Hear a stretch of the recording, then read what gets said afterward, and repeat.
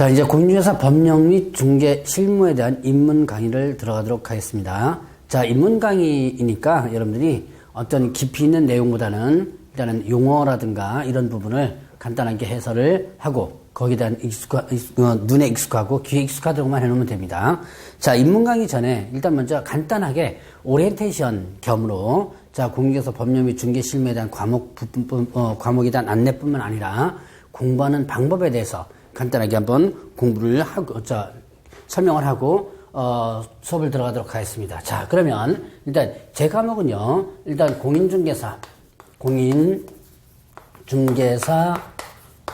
법령 및, 그 다음에 또 중개 실무라는 과목입니다.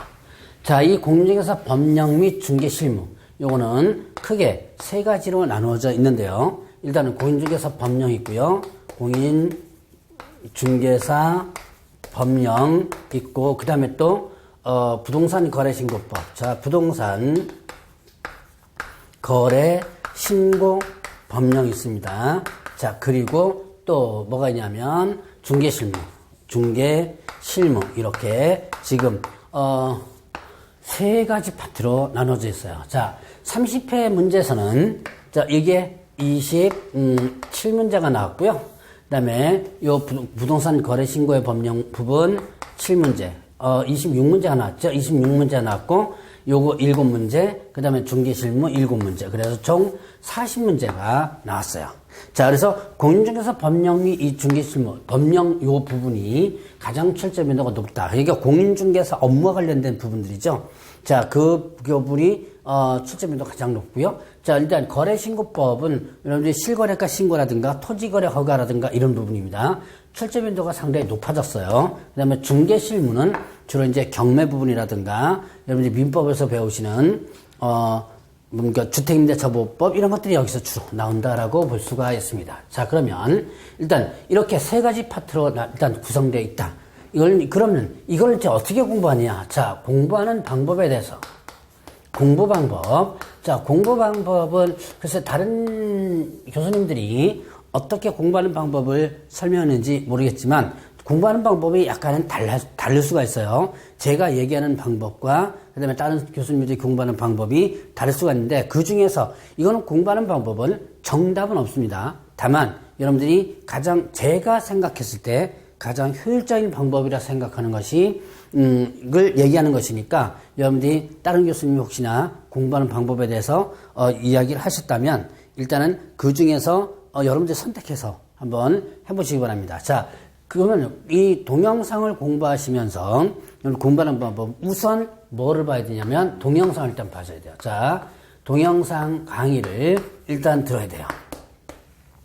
동영상 강의를 자, 이해가 안 되면 2번, 이해가 조금 되는 것 같다면 1번을 듣고 나서 자, 일단은 동영상 강의를 듣고 나서 그 다음에 또 뭐 하냐면 교재를 읽어줘야 돼요. 자, 여러분들이 교재를 읽어라. 자, 이 교재를 읽어라 라고 합니다. 대부분 여러분들이 공부를 하는 분들이 자, 일단 제가 여기서 공부하는 방법에 대해서 이렇게 하고 있지만 대부분 공부하는 분들이 뭐를 중심으로 하냐면 동영상 강의를 중심으로 해요. 그래서 동영상을 갖다가만 계속 보는 거예요. 교재 펴놓고. 근데 처음에는 교재 펴놓고 합니다. 잘합니다. 그런데 한 2번째나 3번째 정도 되면 교재도 안 봐요. 그냥 동영상 강의만 쳐다보고 있는 거예요. 그럼 동영상 강의만 쳐다본다면 실적으로 여러분들이 아는 듯 하지만 자, 글자를 갖다가 보는 능력이 없어져요. 동영상만 보면.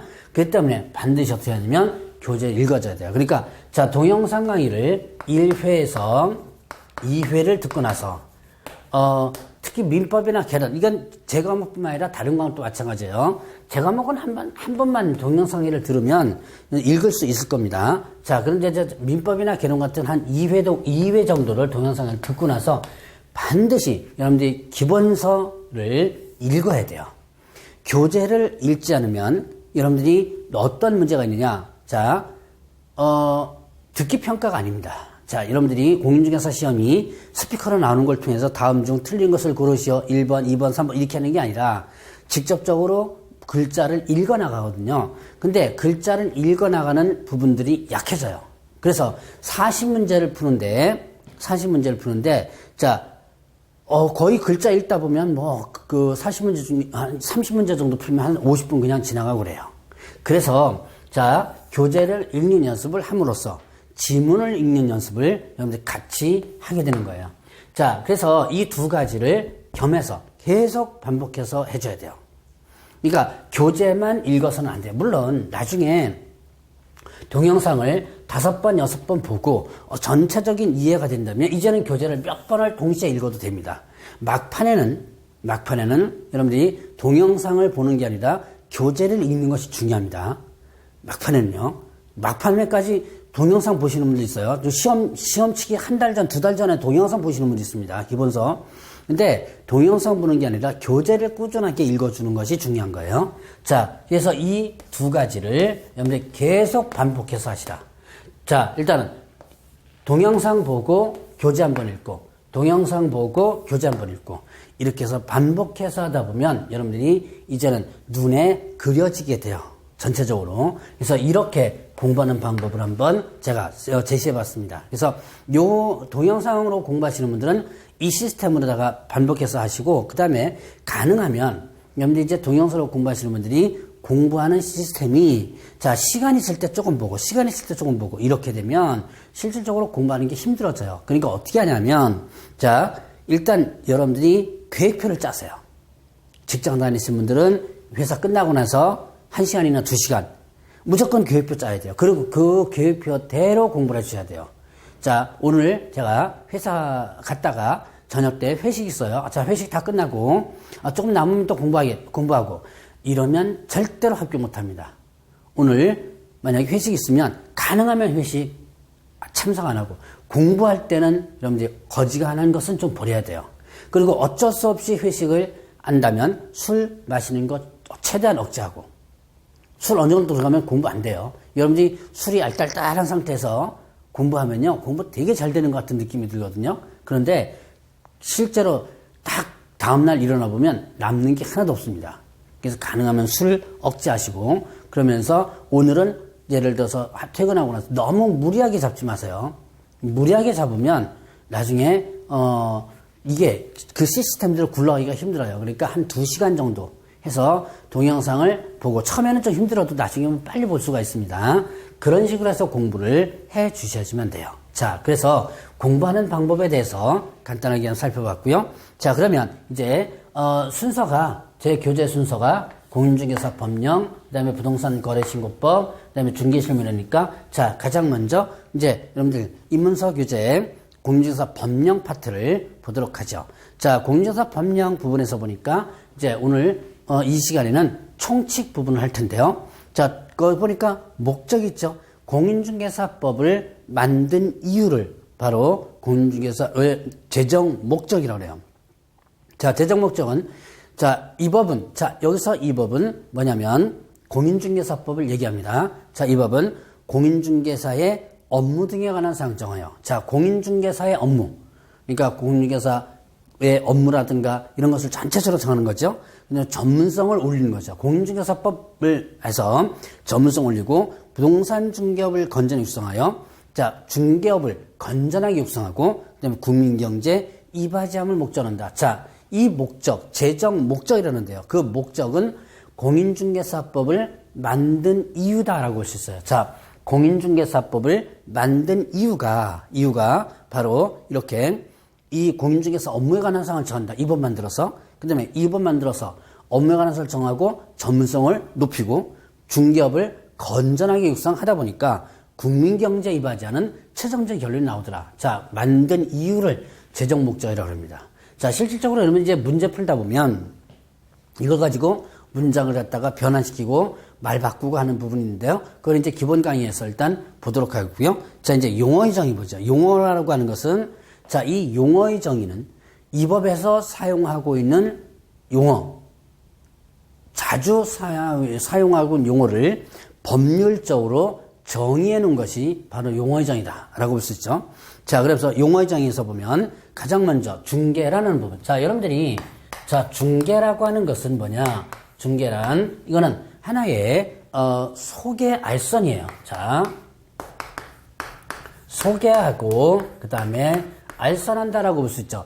자, 중개는 여러분들이 많이 듣지는 못했을 거예요. 중개라는 말을 많이 듣지 못했는데 뭐를 많이 들었냐면 소개라는 말과 알선이라는 말을 많이 들었을 거예요. 자, 소개, 알선이라는 말을 많이 들었을 텐데요. 자, 그러면 소개, 알선, 이건 뭐예요? 양쪽을 갖다 연결시켜 주는 거죠. 자, 이게 이제 국어사전의 개념인데, 그러면 이 법에서의 중개는, 자, 이 법은 무슨 법이라고 그랬죠? 공인중개사법. 여러분들 이 법 하면, 아, 이거는 뭐다? 지금 이제 공부하는 공인중개사법이다. 라고 볼 수가 있습니다. 이 법에서 말하는 중개는, 그럼 어떻게 정의하고 있느냐? 자, 여러분들 교재에 보면 이렇게 돼 있어요. 중개대상물에 대하여 거래 당사자 간의 매매교환 임대차, 그 밖에 권리득실 변경하는 행위를 뭐 하는 것? 알선, 소개하는 거 이렇게 되죠. 자, 그래서 중개란 뭐에 대하여? 중개 대상물에 대하여 거래 당사자 간의 매매교환 임대차, 매매, 그 다음에 교환, 그리고 또 임대차, 그 밖의, 자, 그 밖의 권리득실 변경에 관한 행위를 뭐 하는 것? 행위를 알선하는 것 이렇게 됐죠. 자, 중개대상물에 대하여 거래 당사자 간의 매매교환 임대차, 그 밖에 권리득실 변경한 행위를 뭐 하는 것? 알선하는 것 이렇게 이 법에서 중개란 말을 이렇게 정의하고 있습니다. 자, 중개란 그럼 뭐다? 자, 이때 중개대상물이란 뭐를 얘기하냐면, 자, 조금 이따가 중개대상물을 다시 한번 보겠지만, 자, 중개주순 물건이에요. 토지하고 건축물 이런 것들이죠. 자, 토지 건축물 이런 것들입니다. 자, 그 다음에 임목, 광업재단, 공장재단 이런 것들인데요. 자, 일단 그 뒤에 것 빼고 토지 건물을 잠깐 보세요. 토지 건물 하면 여러분들이 흔히 뭐라고 표현하죠? 부동산이라고 그러죠. 그러니까 결국은 이런 부동산에 대해서 거래하는 당사자, 우리가 거래하는 당사자니까 뭐예요? 매매에 있어서는 매도인과 매수인, 임대차에 있어서는 임대인과 임차인인 거죠. 이런 거래하는 당사자 간 사이에 매매를 뭐 하는 거? 소개시켜주는 거.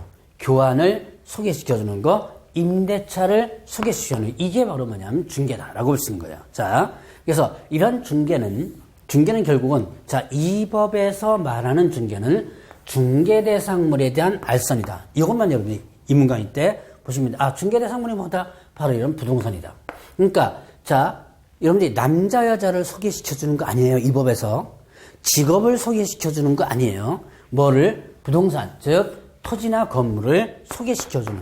이것이 바로 이 법상의 중개다라고 하는 거. 그걸 여러분들이 기억을 좀 해놓으셔야 돼요. 자, 그러면, 자, 이렇게 해놓게 되면 나중에 이제 기본 강의일 때, 아, 입문 강의 때 들었던 내용들이 조금씩 하면 기억날 거예요. 자, 이제 두 번째 용어전을 보면 공인중개사라는 부분이 있어요. 자, 공인중개사는 뭐 하는 사람이었죠? 공인중개사. 자, 이 법에 의해서 자격을 취득한 자. 이 법은 무슨 법이라고 그랬죠? 공인중개사법. 자격 취득한 자를 공인중개사라고 그럽니다. 그럼 자격 취득하지 않은 사람은 뭐라겠어요? 공인중개사는 자격을 취득한 자인데 자격을 취득하지 않은 자는 공인중개사가 아닌 자라고 표현하겠죠. 공인중개사는 자격을 취득한 자 이렇게 여러분들 한번 들어보시고, 중개업이란, 자, 중개업 이렇게 됐죠. 자, 여기에 보면 중개라는 말은 여기서 이미 설명드렸어요. 중개는 중개대상물에 대한 알선이다 라고 했죠. 그런데 그 알선하는 것을 업으로 하는 걸 이렇게 했죠.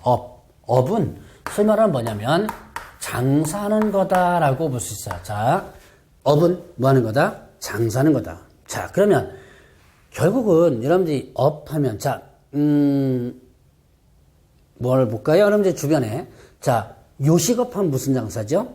요식업, 밥장사, 식당 하는 거죠. 유흥주점업 하면 술 파는 거죠. 업은 하나의 장사하는 거다. 그러면 중개를 장사하는 거예요. 소개시켜주는 것을. 자, 그래서 이건 업은 장사하는 거다라는 개념을 여러분들이 기본적으로 깔아놓고, 그러면 업이란, 중개업이란 뭐냐? 다른 사람의 의뢰야. 자, 이거는 다른 사람의 의뢰에 의하여, 그 다음에 일정한 뭘 받고 보수를 받고 그다음에 중개를 어떻게 합니다. 중개를 업으로 행하는 거 이렇게 했습니다. 행하는 것 이렇게 했어요. 자, 일단 의뢰가 있어야 돼요. 의뢰는 거 부탁이죠. 이거 팔아주세요. 사주세요. 사게 해주세요. 뭐 이런 거. 자, 이거 팔아주세요. 그러면 정확히 얘기하면 어떻게 하는 거예요? 나 아파트 하나 팔아주세요. 자, 여러분들 이제 강의 들으시는 분들 부동산 사무실에 가서 하는 거 행위를 내가 한 행위를 잘 보세요. 아파트 하나 팔아주세요. 그렇죠? 그럼 이걸 정확히 표현하면 뭐라고 한다? 나 아파트 팔 거니까 살 사람 소개시켜 주세요. 이거예요. 자, 그러면 사는 사람 어떻게 되죠? 아파트 하나 사주세요. 나 살 겁니다. 이 정확히 표현하면 나 아파트 살 거니까 자, 팔 사람 소개시켜 주세요. 그런 거죠. 둘을 일단 연결시켜 줍니다. 자, 이때 뭐 사게 해주세요. 팔아주세요 하는 게 의뢰입니다. 돈 받아야 돼요. 장사기에서는 돈 받아야 돼요. 무료라는 것은 장사가 아니죠. 자, 그 다음에 업을 해줘야 돼요. 이게 업이 뭐냐? 이게 계속적, 그 다음에 또 반복적인 개념입니다. 계속적, 반복적 이렇게 됐어요. 자, 계속적, 반복적 개념이다 라고 봅니다. 그럼 이건 뭐냐면 계속해줘야 돼요. 어쩌다가 한 번 한 것은 장사하는 게 아니라는 거죠. 자, 그래서 이 세 가지 조건 일단 부탁해야 되고요. 돈 받아야 되고 계속해야 되는데 이 세 가지 조건이 받는다면 이것은 장사다. 중개업이라고 볼 수 있는 거죠. 자, 그러면 이제 개업공개사 보죠. 개업 공인중개사. 자, 개업공개사는 이 법에 의해서 중개사무소 개설 등록한 자. 자, 개업공개사는 이 법에 의해서 중개사무소 개설 등록한 자를 뭐라 한다? 개업 공인중개사로 한다. 그러면 이때 개업공개사 한다면 이거 뭐 한 거예요? 자, 등록한 자입니다. 여러분들이 어떤 사업을 하기 위해서는 일단 이건 등록한 자예요. 등록이라는 개념입니다. 어떤 사업을 하기 위해서는 자, 허가를 받아야 되는 사업이 있고 등록을 해야 되는 사업이 있고 신고만 하면 일단은 할 수 있는 사업이 있어요. 자, 허가를 받아야 되는 사업은 규제가 아주 강합니다. 그리고 사회적 문제가 발생될 수 있는 부분들이 허가를 받아야 되는 사업이에요. 자, 그러면 이런 허가를 받아야 되는 사업 부분에서 보면 주로 건축업이라든가 그 다음에 또 뭐 나이트클럽, 숙박업 문제가 많이 발생할 수 있죠. 규제가 강하죠. 자, 그러면 신고는요. 나 이거 하겠다라고 관청에 신고만 하면 되는 거예요. 자, 그러면 신고는 규제가 약한 건데요. 자, 그러면 등록은 뭐냐? 등록은 허가업종과 신고업종의 가운데 끼는데, 자, 허가와 등록의 차이점은 아무나 못하도록 해놓고 일정한 요건을 갖춰야지만 문을 열어주는 것이 허가와 등록인데요. 자, 근데 허가는요, 여러분들 한번 잘 해보세요. 허가는 허가를 내줄 수도 있고, 허가를 내주지 않을 수도 있다. 허가를 내줄 수도 있고, 내주지 않을 수도 있다. 누구냐면 담당 공무원의 재량에 의해서 합니다. 자, 그런데 등록은 요건을 갖추면 반드시 허가를 내줘야 되는 그런 성격을 가지고 있어요. 자, 바로 중개사무소 개설 등록한 자. 자, 그럼 여러분들이 중개업을 하기 위해서는 뭐 하는 거예요? 일단 공인중개사 자격을 취득한 다음에 그럼 당연히 공인중개사 자격을 취득해야지 하죠. 자격 취득했다고 해서 바로 이렇게 중개업을 해서는 안 되고요. 개설 등록을 해야지만 업을 할 수 있는 거다라고 볼 수가 있습니다. 자, 그러면 이제 여기서 그 등록한 자를 뭐라 한다? 개업공개사 이렇게 하는 거죠. 자, 그래서 이렇게 여러분들이 구분하고 이거는 그러면 사장의 개념이에요. 그럼 이거 사장 등록한 자 그러면 자 소속 공인중개사와 그 다음에 중개보조원 보면 자 소속공개사는 어떻게 돼요? 소속공개사는 자 개업 공인중개사에 소속된 됐죠. 자 개업공개사에 소속된 공인중개사로서 공인중개사 자격을 가지고 등록을 하면 사장인 개업공개사가 되고 밑에 취직하면 소속공개사 되겠죠. 그러면 중개보조원은 어떻게 된다? 중개보조원은 얘는 어떻게 돼요? 자격증 없이 취직했어요. 자 공인중개사가 아닌 자로서 개업공개사에 소속되어 중개대상물에 대한 현장 안내 일반 선문 등 단순한 업무를 보좌하는 자. 그러니까 간단하게 소속공개사는 자격을 취득한 뒤에 취직한 자를 얘기하는 것이고 중개보조는 어떻게 돼요? 중개보조는 자격증 없이 취직한 사람이다 라고 볼 수가 있죠. 자, 이런 기초적인 개념을 여러분들이 잘 판단을 해서 보시고 넘어가시면 됩니다. 자, 그래서 일단 개념에 대한 부분들 정리를 한번 해보시고요. 자, 그러면 공인중개사 정책심의위원회. 자, 이건 공인중개사 정책심의위원회가 뭔지만 한번 보고 넘어가면 돼요. 자, 공인중개사 정책심의위원회 그런데 자, 위원회 하면 어떤 기능이냐. 여러분들이 위원회라는 말을 많이 들어봤죠? 자, 위원회 하면 어떤 기능이냐. 심의 기능을 갖는다라고 볼 수 있어요. 그래서 공인중개사 정책심의위원회는 어디다 두냐면 국토교통부에 자, 둘 수 있다라고 되어 있습니다. 자, 둔다라는 개념과 자, 여러분들이 이런 내용 한번 보세요. 이 앞으로 상당히 많이 따지고 들 부분이 있는데 둔다와 둘 수 있다. 둔다, 둘 수 있다. 이거죠? 자, 지금 공인중개사 정책심의위원회 세부 내용을 공부하는 것보다는 입문이니까 이런 것을 따지면서 정리를 해 보시는 것이 좋아요. 자, 둔다는 반드시 두어야 돼요. 이거를 뭐 하냐면 필수사항입니다. 자, 둘 수도 있고, 둘 수도 있고, 안 둘 수도 있죠? 임의적인 사항이에요. 자, 이렇게 여러분들이 보시면 됩니다. 그러니까 공인중개사 정책심의위원회는 둘 수 있다 그랬으니까 국토교통부에 둘 수도 있고 안 될 수도 있다. 그 기능이 뭐였죠? 기능이 일단은 뭐였다? 심의 기능을 갖는다. 그래서 공인중개사 업무에 관한 사항을 심의하기 위하여. 자, 거기 뭐 심의사항을 보면 시험 등 공개 자격 취득한 사항이라든가 중개업 육성, 보수 변경, 손해배상 책임 보장 이런 것들에 대한 일단 심의 부분을 일단 4가지 심의사항이 있다라는 거 그것만 여러분들이 일단 기억을 해 놓으시면 돼요. 자, 그러면 중개대상물 부분 볼까요? 자, 중개대상물은 아까 이 중개라는 개념이 있었죠? 거기에서 본 건데요. 자, 중개대상물. 이 법에서는 중개대상물을 5가지로 정해놓고 있고 이 5가지의 중개대상물이 아니라면 이 법이 아예 적용되지 않는 법이 있어요. 자, 토지,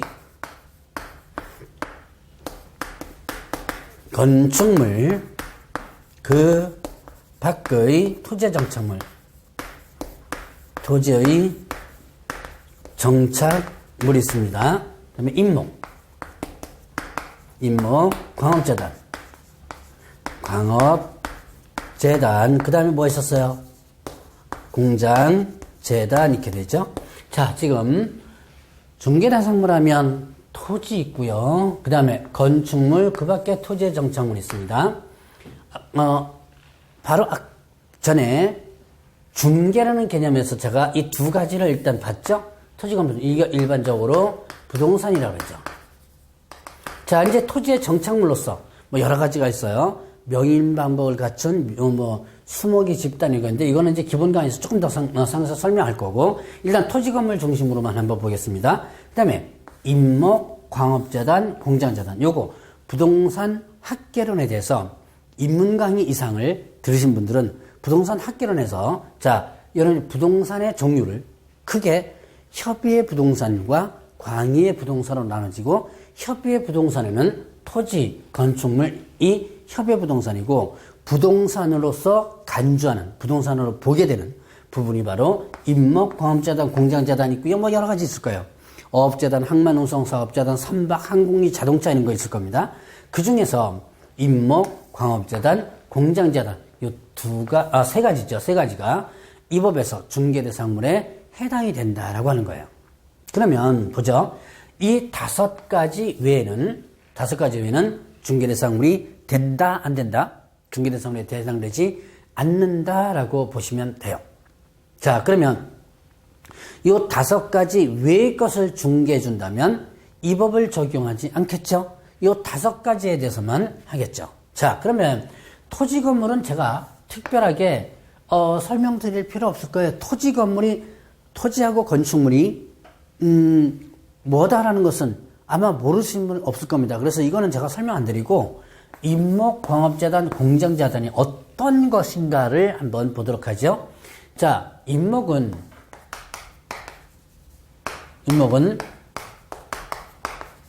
임목에 관한 법률이 있습니다. 자, 임목에 관한 법률에 의해서 어떻게 하는 거다? 자, 나무를 등기하는 거예요. 그냥 듣고만 넘어가세요. 임목이 어떻게 형성되는지 한번 볼 겁니다. 자, 여기에 나무들이 산에 있어요. 여러분들이 아마 산을 소유하고 계신 분도 계실 텐데요. 자, 일반적으로 이런 임야가 있다면 이 임야를 처분하면 이 안에 있는 나무까지도 같이 따라가는 거죠. 그런데 이 나무를 뭐 한다면 등기를 해 놓는 거예요. 자, 이쪽 전체 나무를 등기를 해 놓음으로써 어떻게 된다?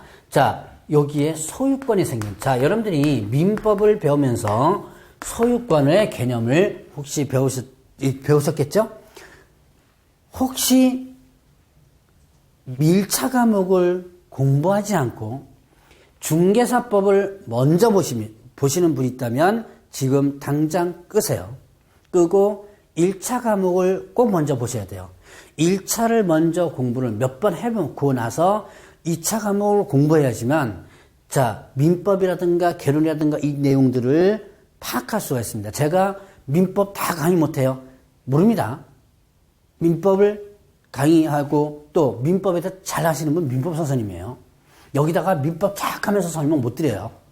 개론도 마찬가지입니다. 그래서 혹시나 여기 지금 제가 강의를 공부하시는 분들 중에서 1차 과목을 공부하지 않고 바로 제 과목을 열어서 공부하신다면 내리고 1차 과목 다시 공부하세요. 자, 여러분들이 소유권이라는 개념 민법에서 공부를 했을 겁니다. 자, 아마 용어의 정의, 입문 강의 들어오면서 소유권에 대한 기본적 개념을 한번 봤을 거예요. 그러면 이 소유권이, 자, 원래는 토지에만 소유권이 있고 이거는 토지의 부속물에 해당되는데 이거를 등기를 함으로써 이 나무에만 소유권이 생기는 거예요. 그러니까 토지에도 소유권이 있죠.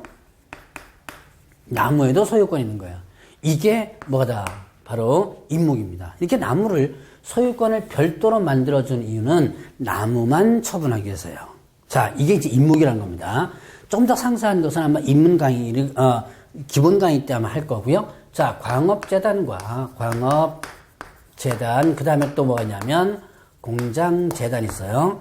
자, 광업재단과 공장재단은, 자, 똑같아요.